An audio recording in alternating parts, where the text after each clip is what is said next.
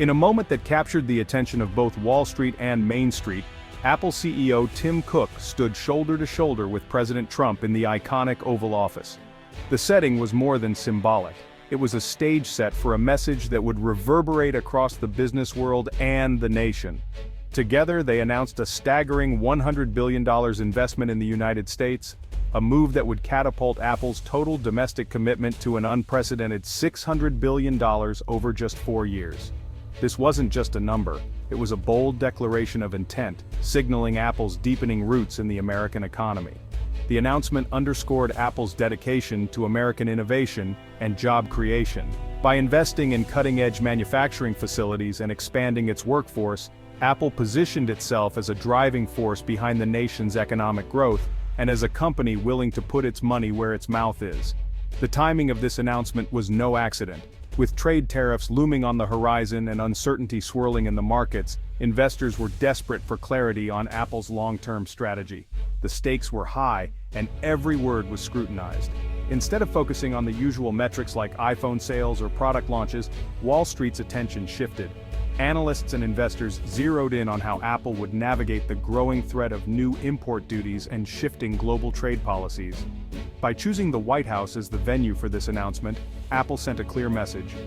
It was ready to engage directly with government leaders, to be part of the conversation shaping the future of trade and manufacturing in America. The $100 billion pledge was more than just a headline-grabbing figure. It was a calculated act of corporate diplomacy. Apple was demonstrating its willingness to collaborate, to negotiate, and to be seen as a responsible corporate citizen in a time of political and economic uncertainty. With this move, Apple shifted the conversation away from its vulnerabilities, such as reliance on overseas manufacturing, and toward its strengths. The company emphasized its role as a major U.S. employer, investor, and innovator, highlighting the thousands of jobs it supports across the country. For a company deeply intertwined with global supply chains, this was a necessary and strategic move. By reinforcing its American identity, Apple aimed to reassure both policymakers and the public that it was committed to supporting the U.S. economy, even as it continued to operate on a global scale. Ultimately, Apple's high-profile announcement was a direct response to mounting political pressure for multinational corporations to make real, tangible commitments to the U.S. economy. It was a moment that not only shaped headlines but also set the tone for how global companies would navigate the complex intersection of business, politics, and national identity in the years to come. President Trump quickly claimed Apple's investment as a win for his tough-on-trade agenda, linking it to his threat of steep tariffs on Chinese imports. The White House framed Apple's move as proof that its policies were driving companies to invest and create jobs in America. This narrative bolstered the administration's push for domestic manufacturing and national security. Yet, questions lingered. Was Apple reacting to tariffs, or simply unveiling a long-term plan at a politically opportune moment? Apple's reliance on its Asian supply chain made it vulnerable to tariffs, fueling investor anxiety. The president's rhetoric forced companies like Apple to publicly reconsider their global strategies. The announcement's timing allowed Apple to align its plans with the administration's agenda for maximum effect.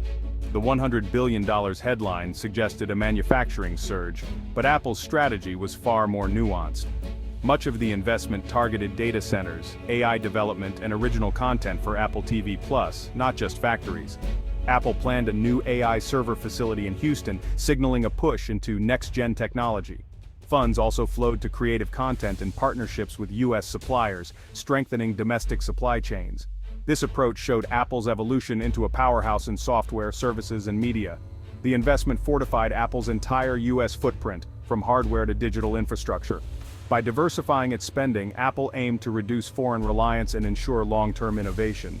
The pledge was about reinforcing Apple's business ecosystem on American soil.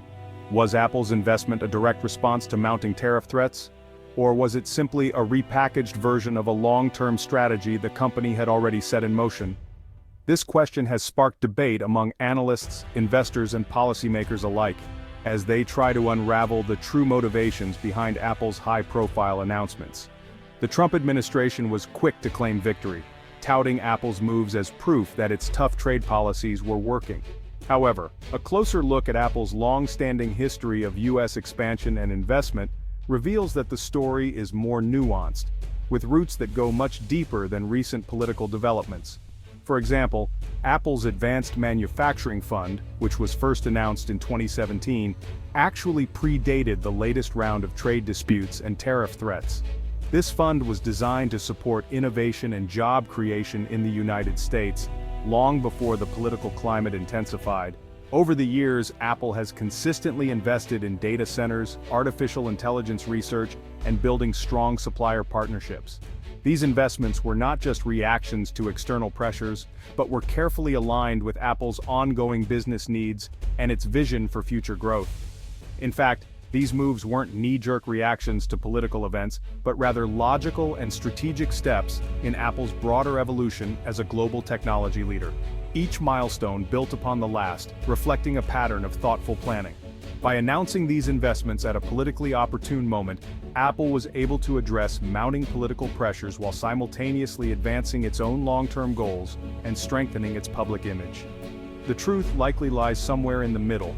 While political pressure certainly shaped the timing and scale of Apple's announcements, the core elements of the strategy were already in motion, waiting for the right moment to be revealed. In response to the changing political landscape, Apple accelerated and reframed its plans to better align with the White House's agenda, ensuring that its actions would be seen as both patriotic and forward-thinking.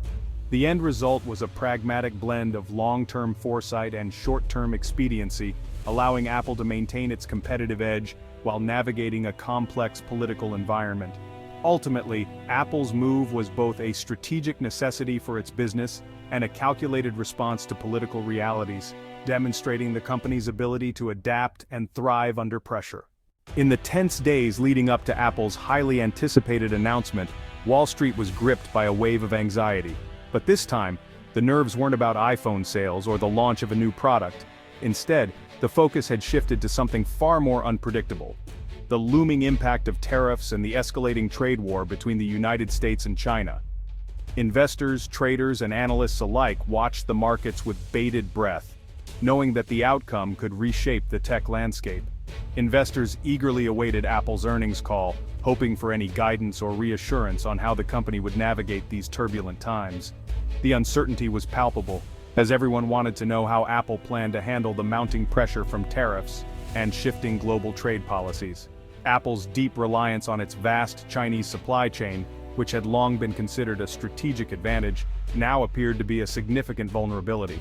The company's global operations, once seamless, were suddenly at risk of disruption. The threat of tariffs cast a long, dark shadow over Apple's fundamentals, fueling wild swings in its stock price and adding to the overall volatility of the market. Investors watched nervously as every new development sent shockwaves through the financial world. Every trade headline, every rumor, and every tweet about the US-China standoff sent Apple's share price swinging up or down. Investors scrambled to interpret the news, trying to gauge the potential fallout and what it might mean for Apple's future. Behind the scenes, analysts worked overtime, scrambling to model the potential hit to Apple's earnings. Some predicted a significant blow if Apple chose to absorb the costs, while others speculated about the impact of passing those costs on to consumers. The market was desperate for answers. Would Apple eat the tariffs and risk shrinking margins, raise prices and risk losing customers, or attempt the monumental task of shifting production out of China? Each option carried its own risks and uncertainties.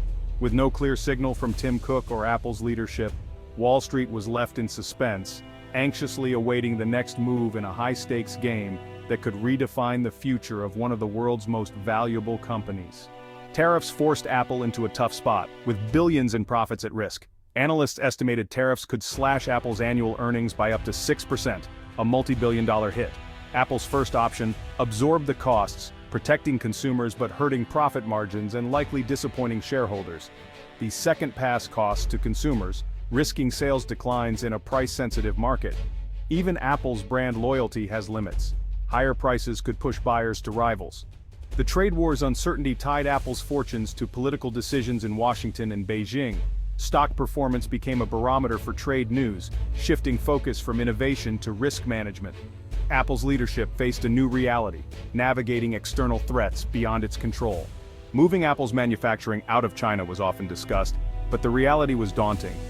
Apple's supply chain in China, built over decades, involved hundreds of suppliers and a massive skilled workforce. Replicating this elsewhere would take years and billions in investment. Small-scale moves to India and Vietnam were underway, but couldn't match China's scale or efficiency. Rapidly leaving China risked political and consumer backlash in Apple's third-largest market. Retaliation could mean regulatory hurdles, delays, or even boycotts, devastating for Apple's brand and sales. Apple was caught between US political demands and its deep ties to China. Shifting production wasn't a quick fix. It was a complex, risky, multi-year process. The situation highlighted the challenges multinationals face when global trade norms are upended. Amid the turmoil, Tim Cook navigated with quiet diplomacy. He kept direct lines open with the Trump administration, advocating for Apple behind closed doors. Publicly, Cook stayed silent on specifics, preserving Apple's flexibility as the situation evolved. This silence, while strategic, fueled market anxiety and speculation. Apple hadn't confirmed any major production shifts, leaving the world guessing. The focus shifted from product sales to Cook's leadership in navigating global uncertainty. Apple was forced to balance US political demands with operational realities in China. The company's future depended on Cook's ability to steer through geopolitical hazards. For Wall Street, the real story became Apple's strategy and resilience in a volatile world. Apple's $100 billion investment was a masterclass in strategic maneuvering. The announcement reframed Apple's role in the US economy, appeasing political pressures while advancing its own goals. By aligning pre-existing plans with the administration's agenda, Apple avoided disruptive changes to its China-centric supply chain. The company weathered the immediate political storm, but underlying risks remain. The tension between US protectionism and global tech realities is far from resolved. Apple's deep integration with China continues to be a vulnerability. The company's leadership must keep balancing political demands with global business needs. This episode is a case study in the new era of corporate diplomacy and economic nationalism.